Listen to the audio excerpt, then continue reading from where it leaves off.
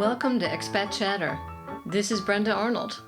Today's episode is called, What's That Schmuck Doing in the Jewelry Store?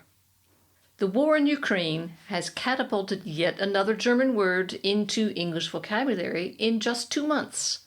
The word is Zeitenwende, turning point. It takes its place next to venerable old-timers such as Zeitgeist, Angst, and Doppelganger. I'm going to indulge in the luxury of ignoring the war itself. Instead, let's take a look at how languages evolve.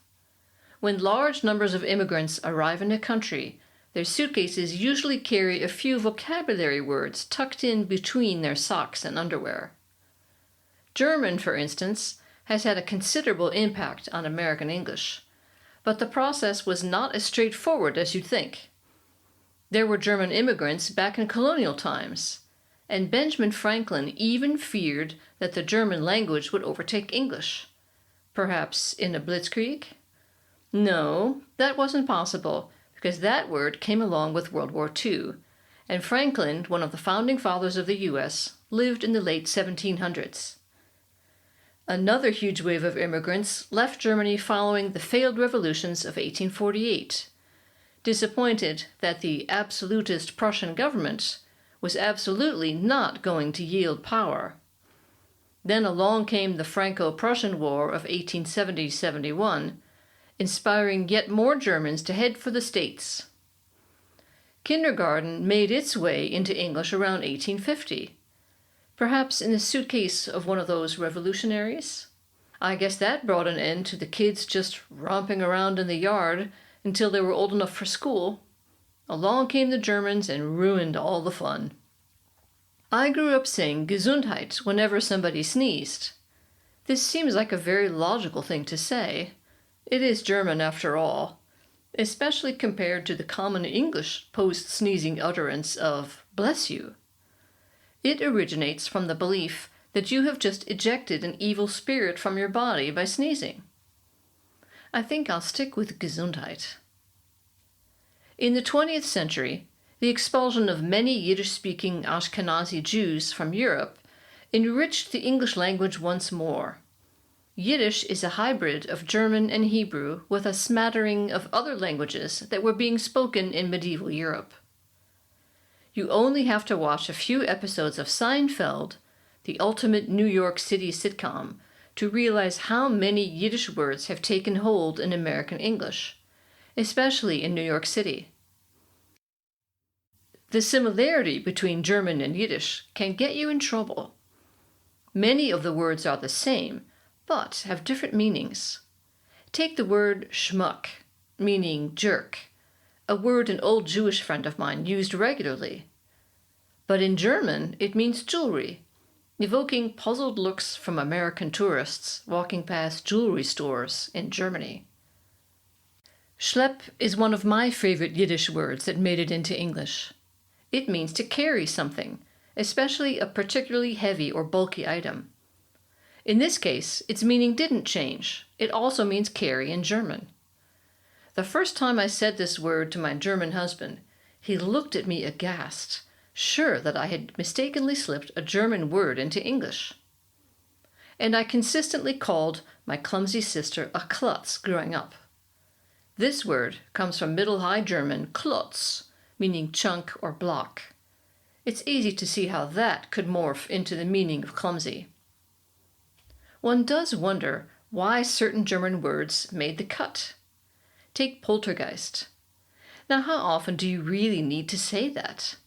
How did such an obscure word wangle its way into English vernacular? According to dictionary.com, it also sneaked its way into the language around 1850. It means noisy ghost and reminds one of the German tradition of Polterabend, held the night before a wedding. Poltern means to make noise, Abend means evening. For a Polterabend, guests bring old dishes, sometimes bought especially for the occasion, and then everyone smashes the dishes on the ground. It's supposed to bring good luck, as in the expression shards bring good luck. But the joke's on them.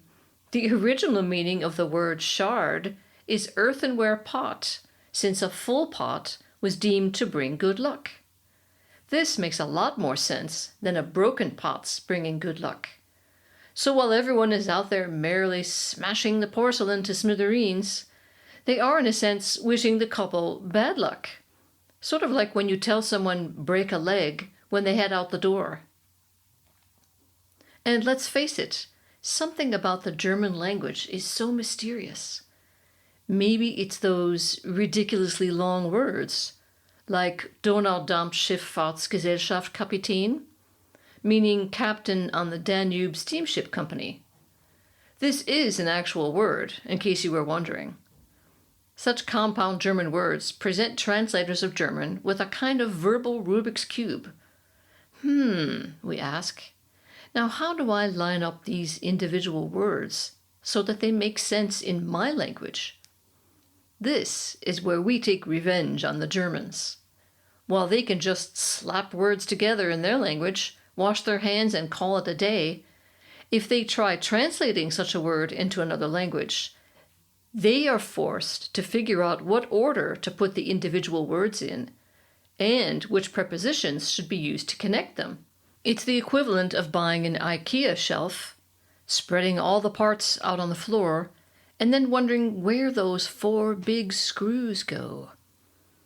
Those pesky German umlauts, the 2 dots on top of some vowels, also accord a bit of mystique. At least that seems to be the case to some English speakers that use them without realizing how silly it makes them sound to those who actually know how to pronounce the letters. Looking at you, motley crew, correctly pronounced, you sound like a toy French car from the 40s. Motley crew. Volkswagen ran an entire series of commercials centering on a German word that is most decidedly not in the English language. Fahrvergnügen. Several commercials are based on this theme that show VW zooming around, and at the end the announcer says something like, VW is the only one with Fahrvergnügen. It just means driving enjoyment, but it sounds so much cooler in German. The umlaut clearly does a lot of the heavy lifting here. Finally, if you work in IT, you'll know that SAP triumphed not just in ERP software, but also in solidly anchoring a German word, not just in English, but in many other languages, simply because of its expediency, Sammelgang. The English definition for this term is collective processing, which just doesn't have the same ring, and could mean many things. So Sammelgang it remains. Of course, thanks to Silicon Valley, the English language has completely ruined the purity of German when it comes to IT. But we can all rest assured knowing that languages never stop changing.